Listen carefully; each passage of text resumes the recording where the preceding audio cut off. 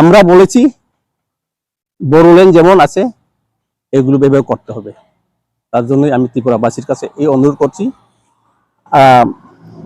ত্রিপুরা রাজ্যের যে এখন মারামারি পিটাপিটি যে রাজনীতি চলছে ওইগুলোকে বন্ধ করুন। আমরা শান্তি চাই, শান্তিভাবে বাস করতে চাই।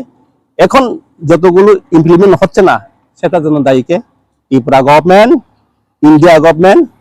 এখন যে ফুড পার্টি এখন যে ইমপ্লিমেন্ট হচ্ছে না 250 কোটি টাকা ডেভেলপমেন্ট, এইগুলো গভর্নমেন্টের এইসব তাল বাহানার কারণে এরকম দেরি হচ্ছে। আমি ঘৃণা করছি, কারণ এখানে আমরা দেখেছি যে সময়ে যে রাজনৈতিক দল চলছে না ওইগুলো ইন্টারেস্ট নিচ্ছে না। তার জন্যই এখন আমি ত্রিপুরাবাসীর কাছে আমি করছি, খুব ট্রাভেল ওয়েলফেয়ার মিনিস্টার আমাদের রিটার্নিস বানাতে হবে। আর আমাদের সিএম যদি আমাদের মধ্যে হয় তাহলে এইগুলো বেশি দিন ধরে হবে না।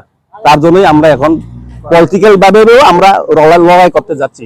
আমরা ত্রিপুরার এসটি এবং আমাদের মধ্যে যদি সিএম হয় এই সমস্যাগুলো আর হবে না। ত্রিপুরার বাজেট প্রায় 39,000 কোটি, এইখানে যদি 200 কোটি 300 কোটি আমাদের রিটার্নিসের জন্য যে কোনো কিছু ডেভেলপমেন্ট দেওয়া দেয়, ওইখানে কি এই 250 কোটি কি? তার জন্য ঠিকভাবে ইমপ্লিমেন্ট হচ্ছে না, খাওয়ার মধ্যে আছে। তার জন্য আমরা যদি এই সময় যদি ক্ষমতা পান, আমি একজন রেহাই দেব না। ওরা টাকা পয়সা নিয়ে প্রজেক্ট নিয়ে তালবাহানা করছে। Thank you.